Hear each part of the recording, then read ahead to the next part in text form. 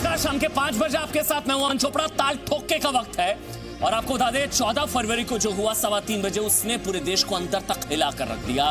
पूरे देश का वाकई पुलवामा हमले के बाद से खून खौल रहा है, सेना का खून खौल रहा है, पूरे देश का खून खौल रहा है। हर तरफ से कहा जा रहा है कि इस बार करारा जवाब दिया जाएगा। प्रधानमंत्री भी साफ कर चुके हैं कि बातचीत का वक्त अब निकल चुका है। लेकिन देखिए, एक जुबान में अभी भी राष्ट्र नहीं बोल रहा है। महबूबा मुफ्ती का बयान ताल ठोके में सबसे पहले मैं आपको बताना चाहूंगा, क्योंकि दुख भी होता है, गुस्सा भी आता है, दुख भी होता है कि ऐसे भी लोग हैं हमारे बीच में। महबूबा मुफ्ती ने कहा है कि जो बदले की बात कर रहे हैं, जो जंग की बात कर रहे हैं, वो बेवकूफ है, अनपढ़ है। आप समझिए इस चीज को कि ये शहादत का अपमान है। अभी आप समझिए, जवानों की चिताओं की आग अभी ठंडी भी नहीं पड़ी। जो आपने कल वो तस्वीरें देखी होंगी, जो मेजर डोंडियाल, उनकी पत्नी वहां पर वो रो रही थी, मतलब उनके आंसू अभी सूखे भी नहीं होंगे। ये सीधे सीधे शहादत का अपमान, देश विरोधी बयान। मतलब कहना क्या चाह रही है महबूबा मुफ्ती कि जो बदले की बात कर रहा है, जो जंग की बात कर रहा है, जो कह रहा है कि कड़ी कार्रवाई होनी चाहिए, वो बेवकूफ है। मतलब पूरा देश बेवकूफ है, पूरा देश अनपढ़ है महबूबा मुफ्ती के हिसाब से। क्या सेना को बेवकूफ, सेना को अनपढ़ कहने की कोशिश कर रही है महबूबा मुफ्ती? आप खुद तय कीजिए, कौन बड़ा बेवकूफ अनपढ़?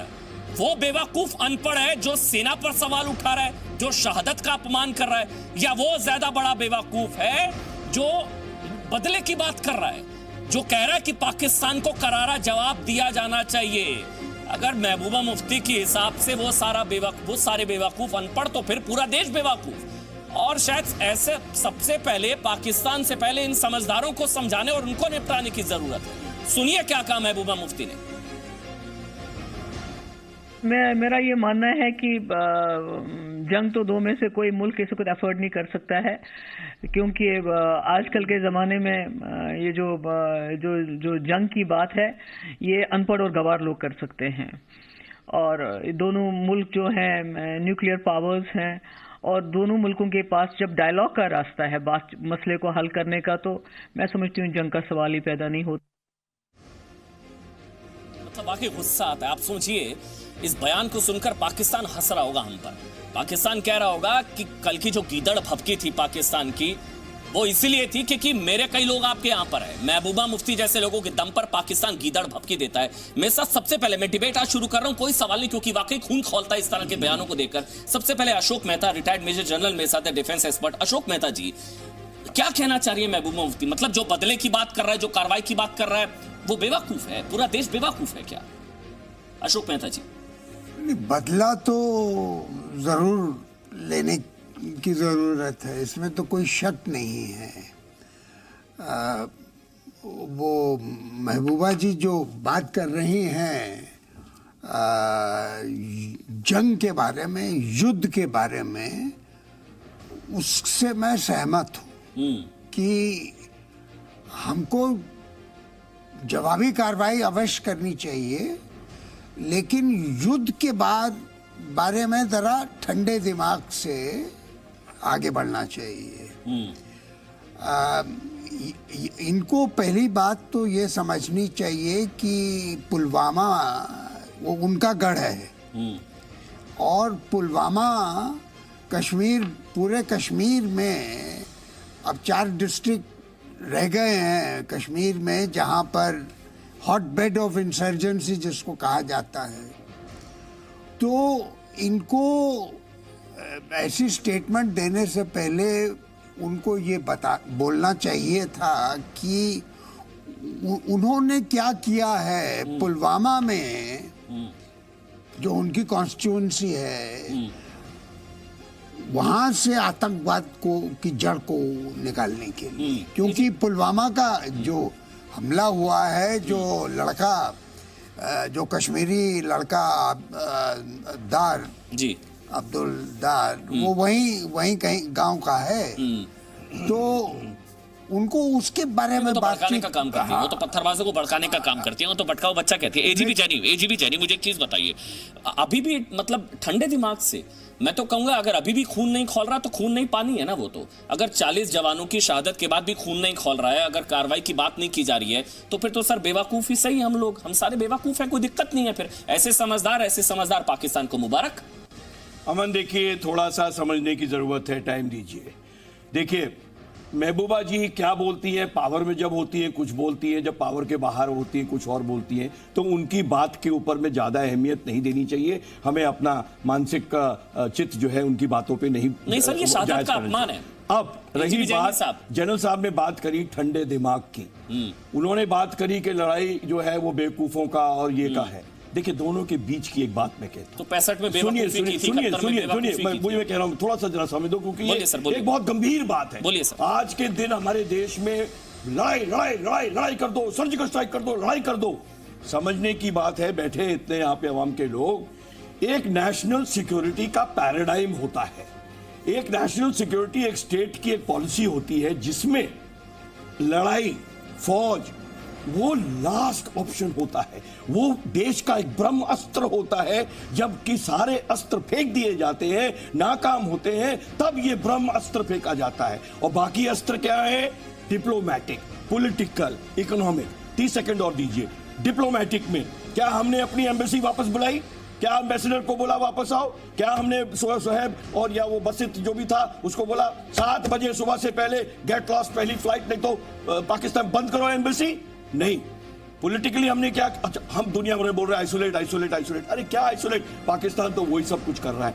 पॉलिटिकल पे आइए, पॉलिटिकल पे हम दूसरे देशों को रिक्वेस्ट कर रहे हैं, आप डिक्लेयर करो पाकिस्तान को एज ए टेररिस्ट स्टेट। 543 बुद्धिजीवी हाथ खड़े करके पार्लियामेंट में बैठे हो, सारे ऑपोजिशन वाले भी आपको सहारा देंगे उसमें, और बोलो we the people of India declare Pakistan is a bloody terrorist state, और पब्लिश कर दो New York Times, London Times, Sydney Times, China Times, हर जगह।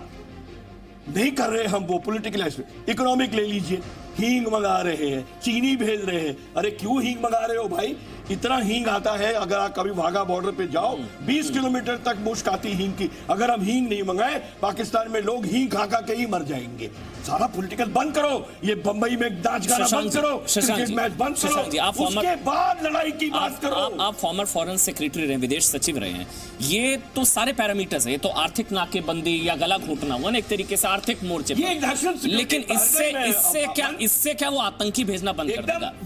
मैं ये कह रहा हूं एजीबी जैनी साहब की बात का पूरा सम्मान, लेकिन इस बात से थोड़ा सा अलहदा मेरी राय है कि 40 जवानों की शहादत के बाद भी अगर ब्रह्मास्त्र नहीं छोड़ा जाएगा तो हम क्या इंतजार कर रहे हैं 400 की शहादत हो? कहने का मतलब ये हम क्या इंतजार कर रहे हैं सर? एकदम से ब्रह्मास्त्र पे नहीं, हम क्या करें सर? 40 की शहादत हो गई, हम 400 का इंतजार करें? यस, हम 400 का इंतजार करें सर? नहीं बिल्कुल इंतजार नहीं करना। शशांक जी अगर सरकार ये फैसला लेती है कि ब्रह्मास्त्र फेंकना है तो फेंको। ठीक है शशांक जी, ये बात सोचने की है कि हम लोगों ने पाकिस्तान की तो बात समझ ली। पाकिस्तान हमेशा से चाहता है कि भारत में अगर आतंकवाद फैलाएगा तो भारत एकदम से जो है सब मुल्कों के पास जाएगा और वो मुल्क भारत को समझाएंगे कि भाई पाकिस्तान से दोस्ती कर लो। पाकिस्तान मांग रहा है, चलो पूरा नहीं तो आधा दे दो। तो एक प्रकार से पाकिस्तान की एक तरीके से नियत बन चुकी है पुराने ज़माने से, और इसी पे चलता रहा है।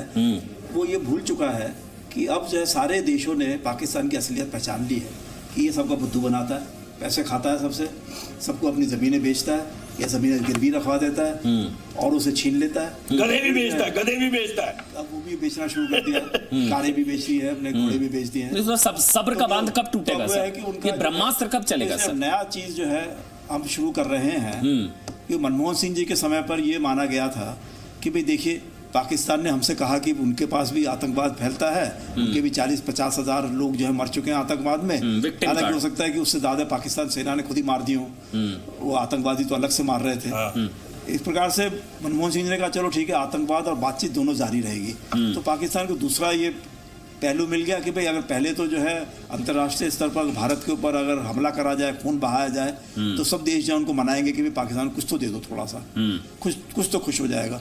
दूसरा उन्होंने कहा कि भारत जो मानेगा कि चलो बातचीत भी जारी रखो और खून बहावा भी बहाते रहो। अब जो है मोदी जी ने जब से ये बंद करा है मसला, तो पाकिस्तान के समझ में नहीं आ रहा है कि किस रास्ते पे हम चलेंगे। तो वो अब कोशिश कर रहे हैं, और महबूबा मुफ्ती जी ने जो कहा है और इमरान खान ने जो कहा है वो एक प्रकार से वो इसी दिशा में है कि हमला होगा, हम हमले का जवाब देंगे और सीधे हम जो है न्यूक्लियर। शहनवाज हुसैन, मैं आपके पास आ रहा हूं, उससे पहले विकास गुप्ता, ये महबूबा मुफ्ती के बयान से आप तो इत्तेफाक रखेंगे क्योंकि आप सबसे ज्यादा समझदार लोगों में से एक है जो चाहते हैं शांति होनी चाहिए। हम सारे बेवकूफ हैं, आप लोग समझदार हैं। अमन, मतलब आज भाजपा से ये सवाल पूछना चाहिए था आपको, जो 3 साल तक उसी पीडीपी के साथ गठबंधन में सरकार बनाई, और वो आज सवाल आप विपक्ष से पूछ रहे हैं। नहीं, मैं आपसे पूछ रहा बताना चाहूंगा हूं, अब ये याद करने का दिन है सर। आज तो एक जुबान में बोलना चाहिए ना सर, जितनी भी आज तो एक जुबान में बोलिए कि पाकिस्तान पर कार्रवाई होनी चाहिए। बृहस्पतिवार को शांति पाठ, शांति के कबूतर, बातचीत सर अभी भी। बृहस्पतिवार को जिस दिन ये हादसा हुआ, जिम्मेदार विपक्ष की तरह देश का हर नागरिक और जिम्मेदार विपक्ष ने कहा कि हम आर्म फोर्सेस के साथ खड़े हैं और जो भी देश की सरकार निर्णय लेगी हम उसका समर्थन करेंगे। आप इससे ज्यादा क्या करेंगे? देश की सरकार ही निर्णय लेगी, यहाँ स्टूडियो में बैठ के जनता की आवाज से नहीं होगा। कांग्रेस नेताओं के बयान बता दूं, उसकी अभी बातचीत होनी चाहिए, जनता बातचीत होनी चाहिए, बातचीत होनी चाहिए कि ये निर्णय नहीं लेंगे कि कब, प्रधानमंत्री ने भी कहा है कि सेना ये निर्णय लेगी कि कब किस वक्त टाइमिंग होगी, किस तरह से अटैक किया जाएगा। ये और आप सेना को अटैक करें, ये विवेक सेना के जनरल्स का होगा और इस बात का पूरा देश समर्थन सेना करता के है। विवेक पर मेरे ख्याल से छोड़ देना चाहिए ना। शहनवाज हुसैन साहब, अब कल इमरान खान की गीदड़ भभकी हमने देखी थी। इमरान खान कह रहे थे कि भाई शांति, बातचीत, शांति, सबूत दीजिए, हम कार्रवाई करेंगे। मतलब वो शांति चाहते हैं, वो समझदार है। आप लोग, हम लोग या बीजेपी या पूरा देश अगर कार्रवाई की बात कर रहा है तो बेवकूफ है हम लोग। तो आप तो बेवकूफ की श्रेणी में सबसे ऊपर हो जाएंगे मेरे ख्याल से, महबूबा मुफ्ती की भाषा में। शहनवाज हुसैन साहब, देखिए, भारतीय बेवकूफ हैं ये कोई कह नहीं सकता। भारतीय अक्लमंद हैं और हमारी अकल से ही वो डरे हुए हैं पाकिस्तानी। और जो पाकिस्तान परस्ती की बात करने वाले लोगों को भी डर इसलिए लग रहा है कि हमारी खामोशी उनको डरा रही है। उनको ये लग रहा है कि भारत चुप बैठने वाला नहीं है। प्रधानमंत्री जी ने जो कहा, मैं उससे आगे बढ़कर कुछ नहीं कहना चाहता। मैं कहना चाहता हूं कि देश को सेना पर भरोसा है, सरकार पर भरोसा है। विपक्ष ने भी कहा है कि उसे सरकार और सेना पर भरोसा है। तो सरकार और सेना फैसला करेगी। और ये सही है कि कोई बातचीत तो पहले भी नहीं हो रही थी। हमने पहले कहा था कि धमाकों की गूंज में बातचीत नहीं होगी, तो बातचीत तो पहले से बंद है। हमारा कोई द्विपक्षीय जो बातचीत है वो भी नहीं हुई। का स्टेटस था वो हटाया, और जो कैबिनेट कमेटी ऑन सिक्योरिटी ने उस दिन जो कदम उठाने थे वो उठाए, देश को बताया भी। ठीक, अब देश को पूरा भरोसा करना चाहिए। और मैं मानता हूं पाकिस्तान की कोई गिदड़ भपकी में हम आने वाले नहीं है। अब महबूबा मुफ्ती को भी इस तरह की सलाह हमें देने की कोई जरूरत नहीं है। ठीक है रहमानी साहब, जवानों को सही धारा में लाने में कामयाब नहीं हुई है, जबकि हमने उनसे समझौता करके उनको मौका दिया था, वो मौका चूक गई। ठीक, और डॉक्टर मौका तस्लीम अहमद चूकने के रहमानी, बाद वो इस तरह का बयान दे रही हैं, वो गलत है। युद्ध का फैसला हम यहाँ पर बैठ के नहीं कर सकते, लेकिन बदला, कार्रवाई और जितने आंसू हम भारतीयों ने रोए हैं उतने उससे ज्यादा आंसू पाकिस्तान को रोना पड़ेगा। ये सब भारतीय बोलना पड़ेगा ना। मैं कह रहा हूं शहनवाज हुसैन साहब, और हम लोग कह रहे हैं आपका सेना पैनल तय इतने करेगी, बड़े, कब, कहां, कैसे, क्या कार्रवाई सेना तय करेगी। वही हम दूसरी जुबान में ये भी कह दे कि जो जंग चाहते हैं वो बेवकूफ, अनपढ़ है, शांति की बात करने वाले समझदार हैं। पाकिस्तान को एक और मौका देना चाहिए। ये भी तो सेना का शहादत का अपमान है ना। मैं तो वो कह रहा हूं, अभी चिता की आग ठंडी भी नहीं पड़ी होगी ना। डॉक्टर तस्लीम अहमद रहमानी साहब, खो दिया है। रहमानी साहब को कोई मौका देने की जरूरत नहीं है। आप समझदार या बेवकूफ सर? क्योंकि हम तो बेवकूफ हैं सर। से मानने वाला मैं तो सबसे बड़ा बेवकूफ वाला नहीं है। अब रहमानी साहब समझदार है या बेवकूफ है सर? बड़ा पॉपुलर है, पाकिस्तान में देखा जाता है। जी। जो पाकिस्तानी देख रहे होंगे उनको पता लग रहा होगा कि भारतीय। अब ये शाहनवाज जी अपनी खिजालत को छुपाने की कोशिश में कम बोलें तो फिर मैं बोलूं। शाहनवाज साहब बोलिए नहीं हो रहे हैं और मैं बीच में बोलूंगा तो मुझसे शिकायत करने लगेंगे। खुद आप हैं। देखिए ना, हम कमज़ोर होने का तो कोई सवाल नहीं है, लेकिन बड़ा मसला यह है कि हमको बेवकूफ़ बनाया जा रहा है और हम बेवकूफ़ बन रहे हैं।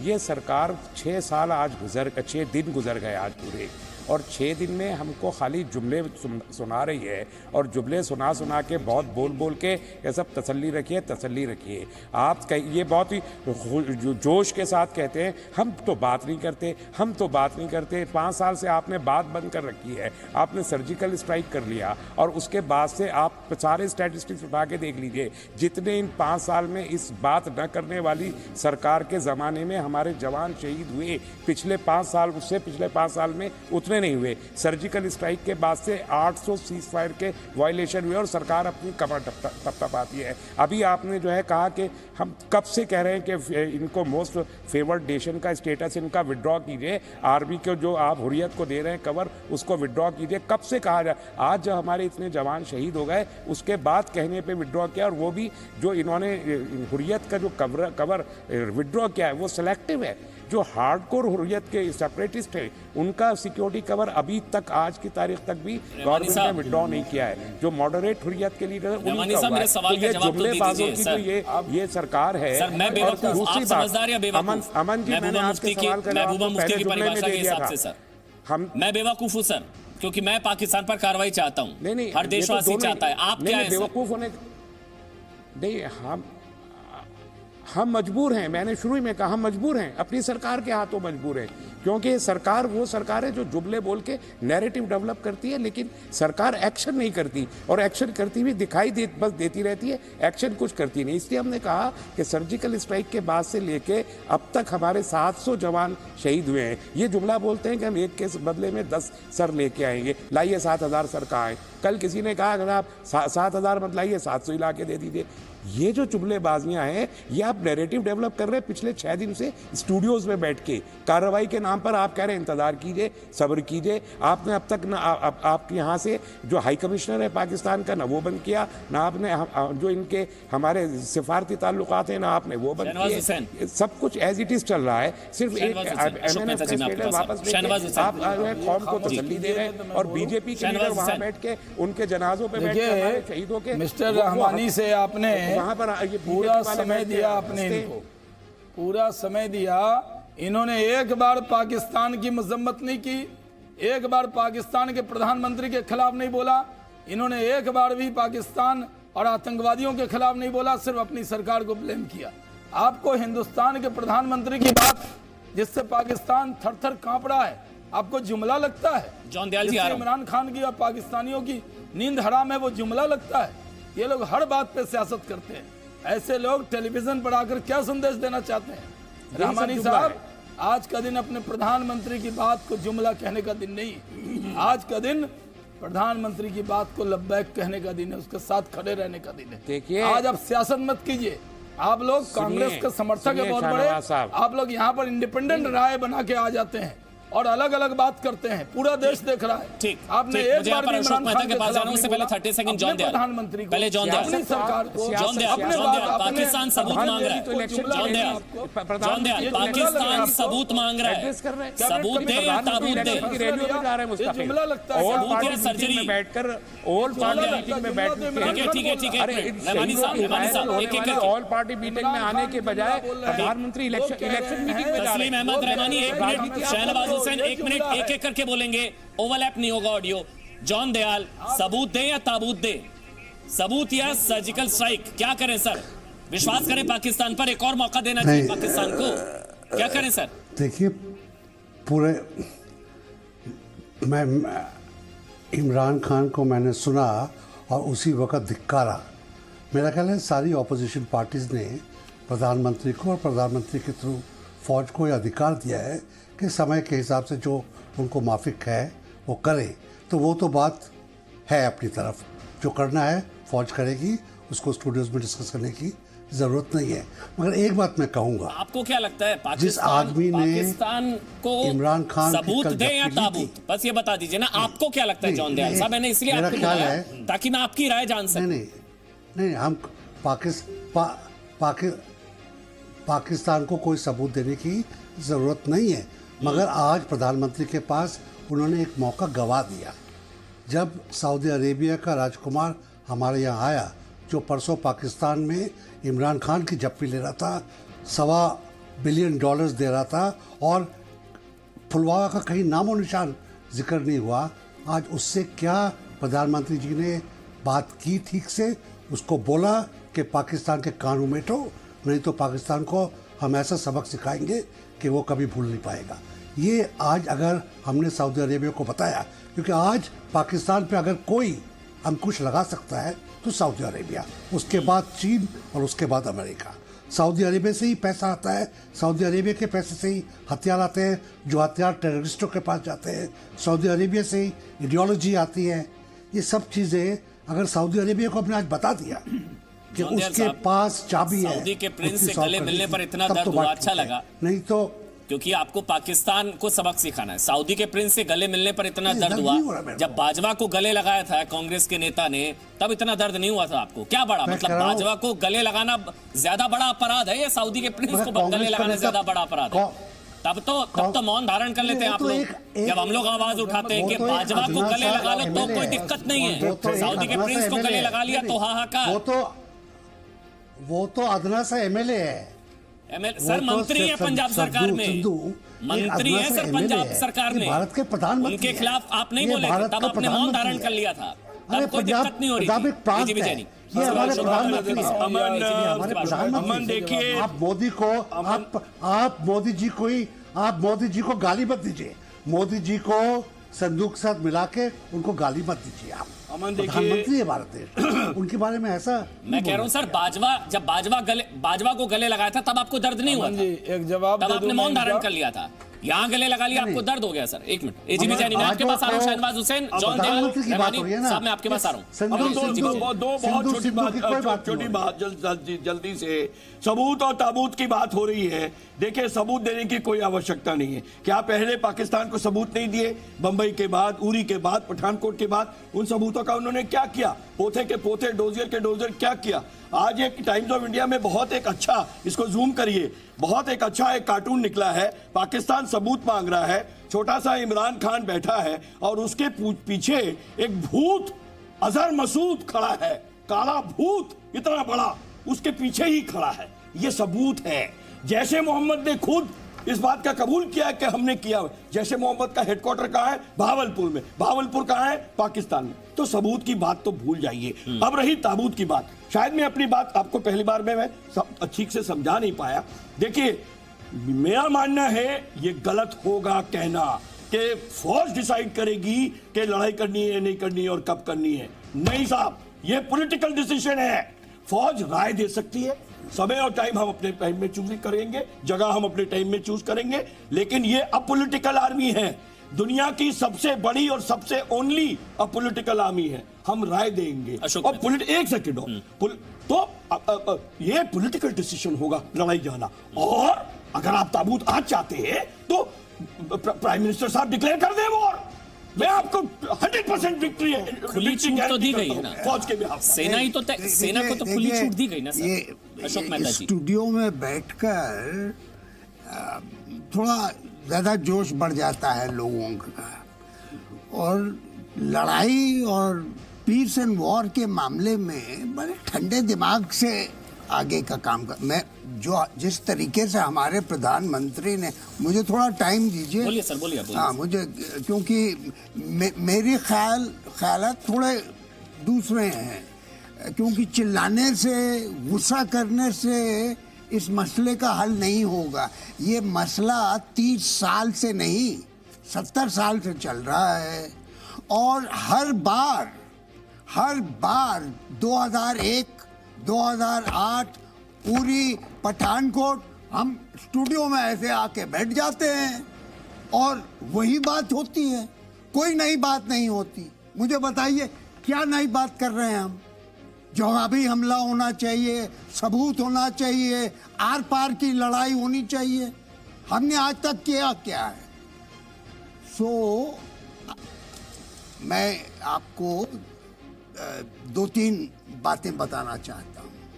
सबसे पहले बात, हमें फिक्र करनी चाहिए हमारे कश्मीर की।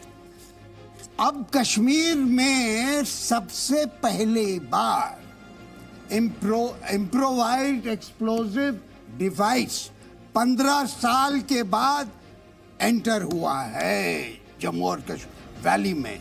नंबर 2 बात, एक लोकल लड़का पुलवामा का सुसाइड बॉम्बर बना है। पहली मर्तबा हिंदुस्तान में, अगर आप उसको छोड़ दें राजीव गांधी के ह्यूमन बॉम्बर को, तो ये पहली बार आपको कश्मीर, हमको इसकी चिंता करनी। इलाज क्या है सर?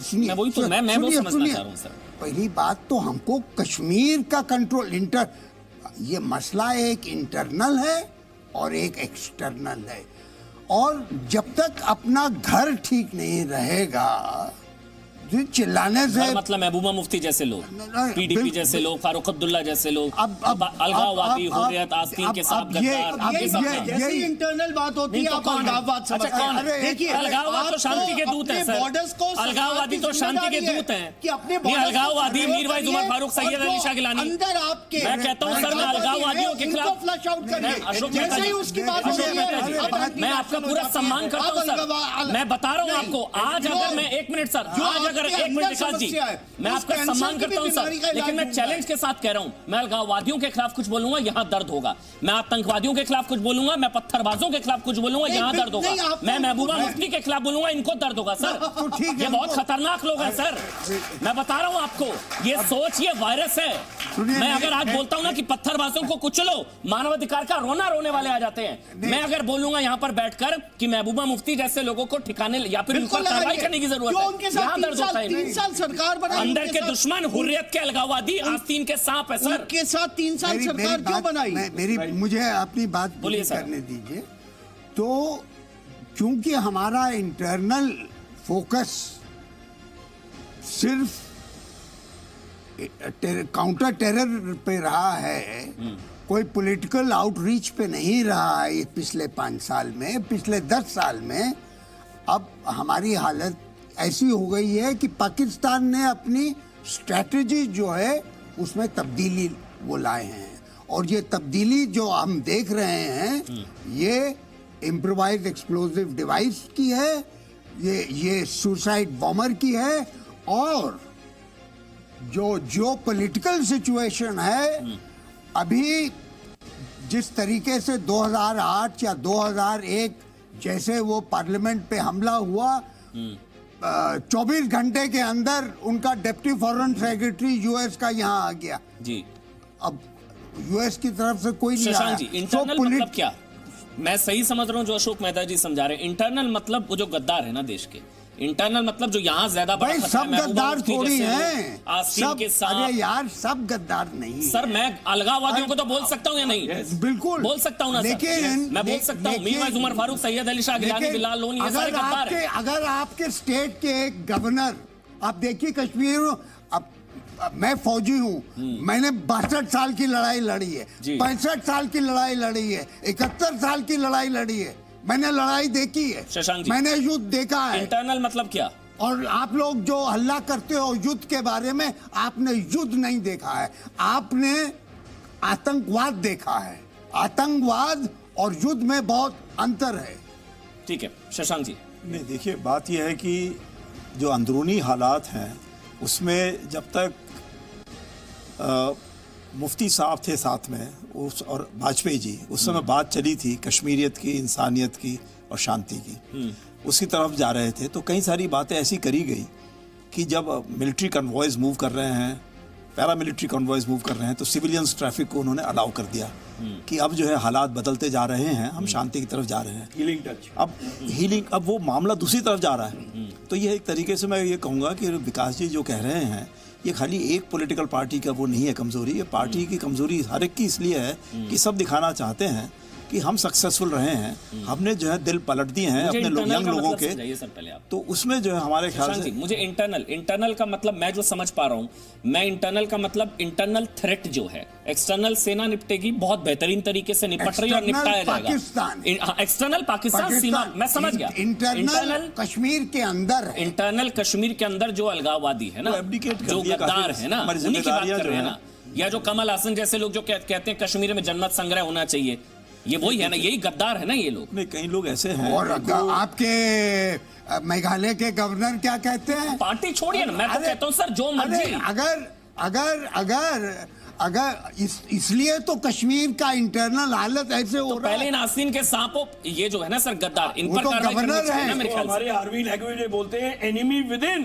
दो किस्म के दुश्मन होते हैं, एक सरहद के पार वाला और एक सरहद के अंदर वाला। सरहद के पार वाले से तो निपट लेंगे जब जंग होगी, एनकरेजमेंट नहीं लेकिन मिलना सरहद के चाहिए। अंदर वाला ये वो कोशिश करनी अलगाववादी, चाहिए वो सेलेस्टियलिस्ट, कि जो अंदरूनी तरीके वो से एंटी जो लोग स्टेट को कमजोर करने की कोशिश कर रहे हैं, जो हम आगे बढ़ना चाहते हैं, वो उन्नति नहीं होने देना चाहते हैं, वो कहते हैं पत्थर फेंकने से ही काम चल जाएगा, हमें पढ़ लिख के क्या करना है। तो एक तरीके से वो उनके खिलाफ काम कर रहे हैं जो बच्चे पढ़ लिख कर आगे बढ़ना चाहते हैं, पढ़ लिख कर पूरे देश को आगे बढ़ाना चाहते हैं। तो आवश्यक ये है कि हमारे को उनको डिस्करेज करना शहनवाज हुसैन, आपके पास आ रहा हूं, उससे पहले विकास चाहिए, गुप्ता, क्यों दर्द हुआ था मैंने जब अलगाववादियों को गाली दी थी, क्यों दर्द हुआ? अमन देखिए, आप दो चीजों को भूलिए मत। जो इंटरनल दिक्कतें हैं, आज हमें अपने बॉर्डर्स को सिक्योर करना है, और अगर आपने 370 को अपने इलेक्शन मैनिफेस्टो में रखना था, उसे तो आपने पीछे कर दिया। और जिसको आप आज अलगाववादी पार्टी कह रहे हैं, पीडीपी को, इंटरनल की बात करें ना, मैं इंटरनल में उसके साथ आप 3 साल तक अशोक मेहता ने इंटरनल की बात करी, उसके साथ सरकार में वो बीजेपी जवाब देगी सर, वो बीजेपी जवाब देगी। मुझे एक चीज बताइए, देश आपके साथ खड़ा है जी, तो आप उस जो आज आप ये देखिए सर, मैं एक सवाल आपसे पूछूंगा, सुनिए ना सर, सवाल सुनिए ना। उन्होंने इंटरनल की बात करी। इंटरनल थ्रेट ऐसे लोग भी हैं जो कहते हैं सेना सिविलियंस को मार रही है, गुलाम नबी आजाद।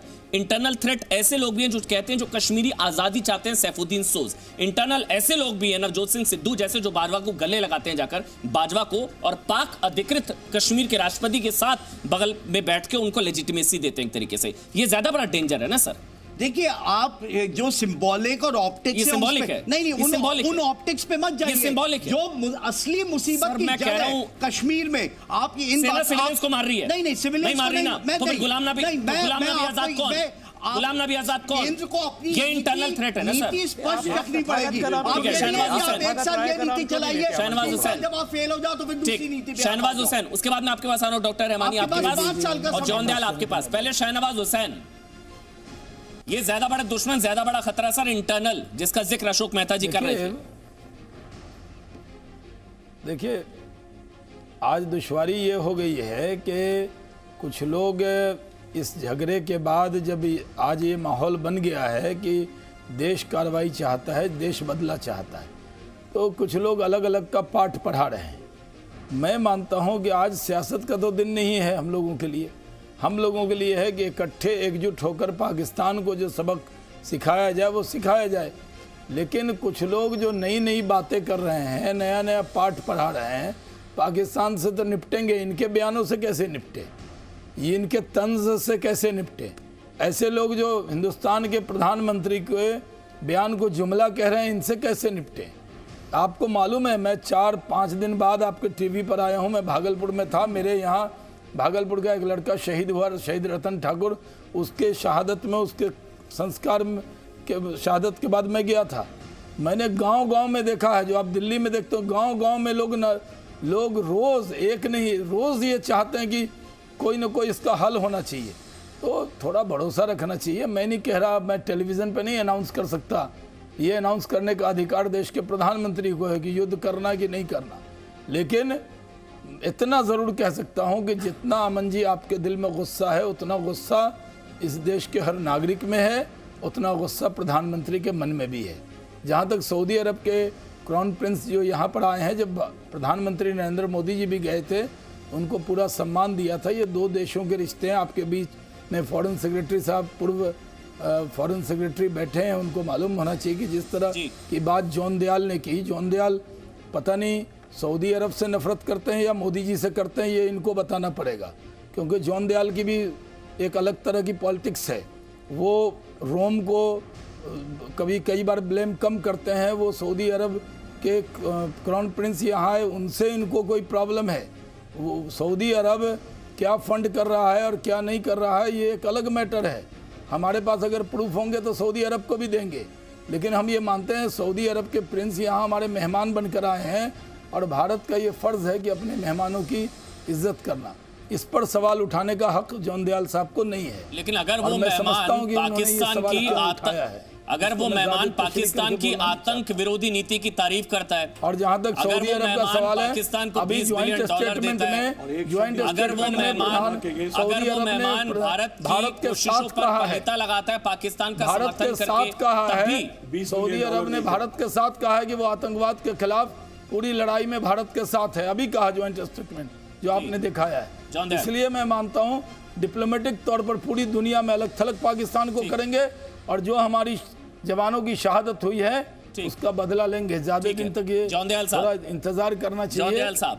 जौनदयाल साहब, मैं मानता हूं कि हमें पूरा भरोसा है। जौनदयाल साहब, युद्ध करना सेना के हाथ में है, वो सेना तय करेगी कब क्या कैसे, लेकिन सेना का अपमान या शहादत का अपमान करना तो हमारे हाथ में है या नहीं है ना सर? वो तो नहीं करना चाहिए ना कम से कम, ये कह के कि हम बेवकूफ, वो समझदार, पाकिस्तान समझदार। देखिए, नहीं, सारा देश फौज के साथ है, उसमें कोई शक नहीं है, मगर पाकिस्तान जो हिमाकत करता है उसको ताकत कहाँ से आती है? क्योंकि वो जानता है कि अमेरिका, चीन और सऊदी अरेबिया हिंदुस्तान के बजाय उसको भारत में ज़्यादा शय देंगे।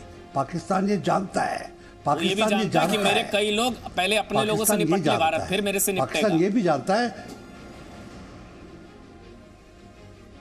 नहीं, पाकिस्तान के आप भारत के अंदर देश विरोधी कोई तत्व नहीं है, ऐसा मेरा मानना है। अच्छा, ये देश विरोधी बयान नहीं है तो पुलिस जाकर उसको पकड़े, मतलब देश विरोधी तत्व नहीं है। अफजल गुरु को आतंकी नहीं मानना देश विरोधी नहीं है, देश विरोधी नहीं है। मकबूल भट्ट को आतंकी नहीं माना देश विरोधी नहीं है, ना सर? बुरहान वानी को आतंकवादी नहीं माना देश विरोधी नहीं है। ये सब देश विरोध थोड़ी ना है। देश विरोध तो सेना कर रही है ना सर। आपको पता है अफजल गुरु को आतंकी नहीं मानना देश विरोध नहीं है। मकबूल भट्ट को इंदिरा गांधी ने 10 लोगों से बुलवा दूंगा। अभी इस पैनल में हो सकता है कोई ना माने अफजल गुरु को आतंकी। आपको ट्रेलर दिखाऊं मैं? अफजल को ट्रेलर दिखाता हूं मैं आपको। रहमानी साहब, अफजल गुरु आतंकी है? भाजपा ने नहीं, ट्रेलर देखिए, चलिए आप कह रहे हैं ना देश विरोधी, मैं पैनल में है, मैं बताता हूं। डॉक्टर रहमानी साहब, इनको बताइए अफजल गुरु आतंकवादी कहते हैं, कितने गलत हैं हम लोग, बताइए इनको। अफजल गुरु को आतंकी है या नहीं है? अफजल गुरु को कांग्रेस ने फांसी दी थी। एक मिनट सर, सुन लीजिए ना, अब आपको पता लग जाएगा मैं गलत या डॉक्टर रहमानी। हम लोग आतंकवादी कहते हैं, हम लोग गलत है ना? अफजल गुरु आतंकवादी थोड़ी ना। अगर आप ये कोई इलेक्शन, अगर आप कोई इलेक्शन सावरकर, जौनदयाल एक मिनट बोलने दीजिए, जौनदयाल एक मिनट बोलने दीजिए, जौनदयाल एक मिनट। डॉक्टर रहमानी सिर्फ आप बोलेंगे स्क्रीन पर, बोलिए। ये आपका सवाल नहीं, सवाल आपका गलत है। जौनदयाल एक मिनट, अब आप पकड़े जा रहे हैं, आप शांत रहिए। अब आप देखिए, अभी आप देखिए अंदर कितने दुश्मन है। डॉक्टर रहमानी, अफजल गुरु आतंकवादी है या नहीं है? मैं कैसे पकड़ा जाऊंगा? सर, अब आप कह रहे थे ना देश में कोई देश विरोधी नहीं है, देश में कोई देश विरोधी नहीं है ना? अभी बताता हूँ मैं। आतंकवादी क्यों नहीं मानते? भारतवर्ष के अंदर कोई सबका ऑडियो बंद।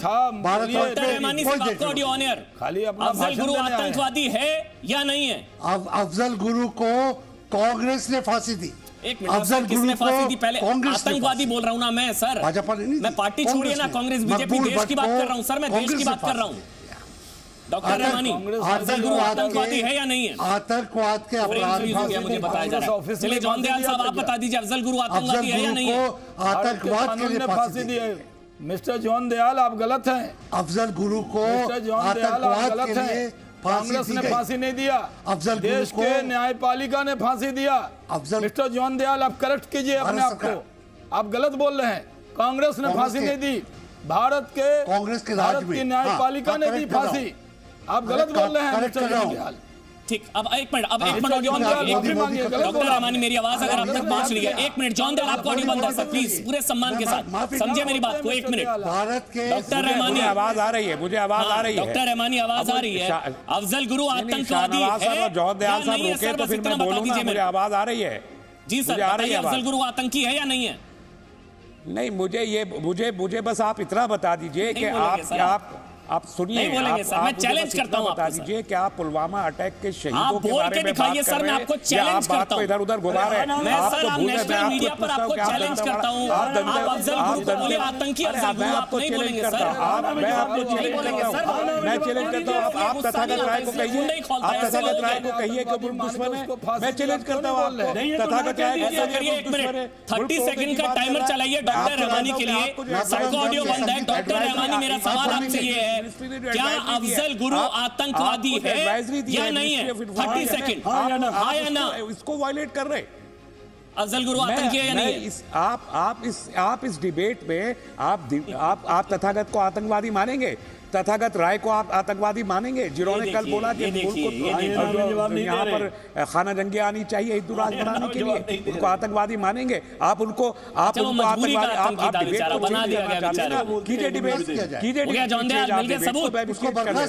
आप बोलिए ना, आप बोलिए ना तथागत राय के बारे में आपका ओपिनियन क्या है? आप उनको इंटरनल दुश्मन मानते हैं या नहीं मानते? आतंकी कहने में इतनी शर्म, इतना टाइम लग रहा है। अशोक मेहता जी, मैं इसलिए सर कह रहा हूं, कई ऐसे लोग हैं सर अफजल गुरु को आतंकी नहीं मानते। ये जो हमला पुलवामा में हुआ है, आप पॉलिटिकल लाइन पे डिबेट को करना चाहते हैं, आप नेशनलिस्टिक कबूल डिबेट को किया पॉलिटिकल लाइन पे लेना चाह रहे हैं। क्या नेशनलिस्ट सर? अशोक अफजल गुरु का बदला है। एक मिनट, क्या नेशनलिस्ट सर? ये जो हमला हुआ है पुलवामा, वो कह रहे हैं कि अफजल गुरु का बदला है, और आप आतंकवादी नहीं कह सकते अफजल गुरु का सर। बात नहीं की रहमानी साहब, आप लोगों को शर्म आनी चाहिए बात करते हुए। किस तरफ खड़े हैं देश के? आप अफजल गुरु को आतंकवादी नहीं कह सकते चाहिए। अमन चोपड़ा जी, कहाँ हैं आप? कहाँ हैं आप दंतेवाड़ा के जो एपिसोड था, 75 हमारे सीआरपीएफ के लोग, और आज भी 45 हमारे सीआरपीएफ के लोग हैं। आप डिस्क्रिमिनेट कर रहे हैं। आप दोनों में क्यों डिस्क्रिमिनेट कर रहे हैं? आपने दंतेवाड़ा अफजल गुरु आतंकी है या नहीं? क्या इनका खून कम पतला है क्या? इन 44 लोगों का खून कम अरे छोड़िए आप अफजल गुरु को, बहुत सारे लोगों को आप जवाब नहीं दे पाएंगे।